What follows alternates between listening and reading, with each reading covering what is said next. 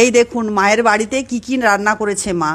দেখুন বৌদি রান্না করেছে বেগুন দিয়ে ইলিশ মাছ, আর ওইদিকে মাছের টকটা রান্না করেছে, চিংড়ি মাছের টকটা আমার বড় মাসি, আর মায়ের হাতের ওটা চিংড়া মাছের মালাইকারি, আর এটা ইলিশ মাছের মাথা দিয়ে একটা চচ্চড়ি, সব রকম সবজি দিয়ে।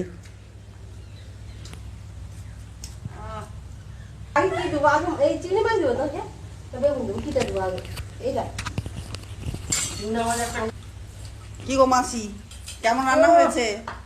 দারুণ টেস্ট হয়েছে সত্যি। তোরা যে একটা রেসিপি করতে পারো, রান্না করতে জানিস, সত্যি সুন্দর হয়েছে। আমি কিন্তু জানতে জানি না, রাঁধতে জানি। চচ্চড়িটা খুব ভালো হয়েছে। বলো। ভালো হয়েছে। আচ্ছা, এই চচ্চড়িটা মনে হয় আমার বড় বৌমাও রান্না করেছিল না? খুব সুন্দর হয়েছে কিন্তু।